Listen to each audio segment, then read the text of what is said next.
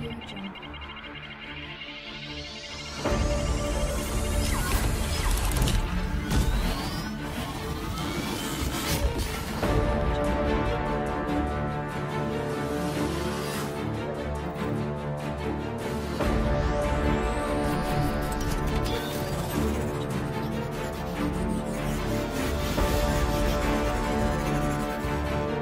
Seorang murid Afia menghadapi kesukaran dalam pembelajaran kerana keterbatasan bahan cetak. Namun, segalanya berubah apabila dia menemui dunia bahan digital. Assalamualaikum Ustaz Haziq. Assalamualaikum Ustaz Haziq. Aku dah ceramah. Bismillahirrahmanirrahim.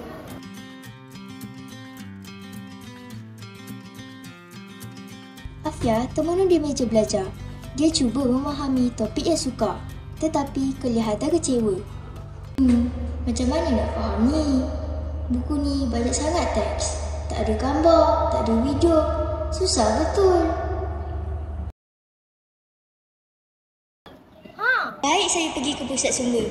Kat sana ada banyak bahan rujukan yang menarik. Mesti lagi faham.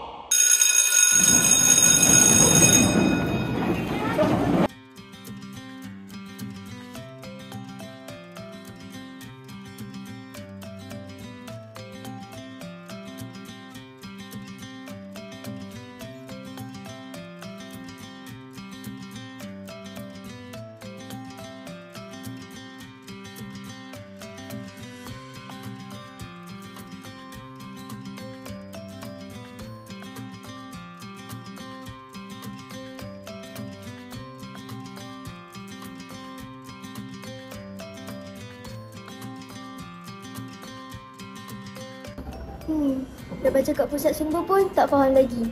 Macam mana ni? Afia, kenapa murah? Cuba tengok bahan digital ni. Banyak. Ada video, animasi, kuis interaktif. Lagi jadi lebih seronok. Wow, menariknya. Saya boleh tengok eksperimen sains secara langsung. Betul tu Afia.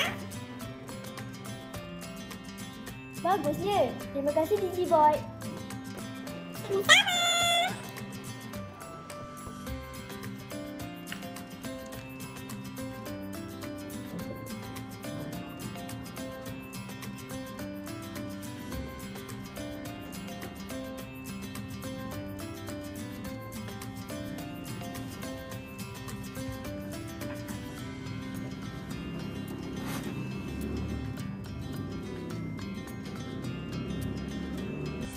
Bahan digital membuka pintu kepada pendidikan tanpa batasan.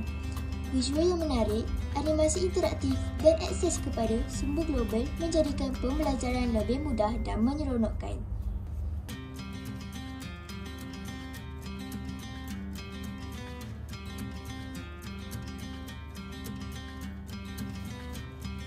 Sains tak susah pun. Kuncinya ialah bahan yang menarik dan interaktif. Afia membayangkan dirinya di masa hadapan sebagai seorang jurulatera, menggunakan teknologi realiti maya untuk reka bentuk projek. Ilmu kini di hujung jari. Dengan bahan digital, pendidikan lebih inklusif, menarik dan efektif. Mari kita manfaatkan teknologi untuk masa depan yang lebih cerah.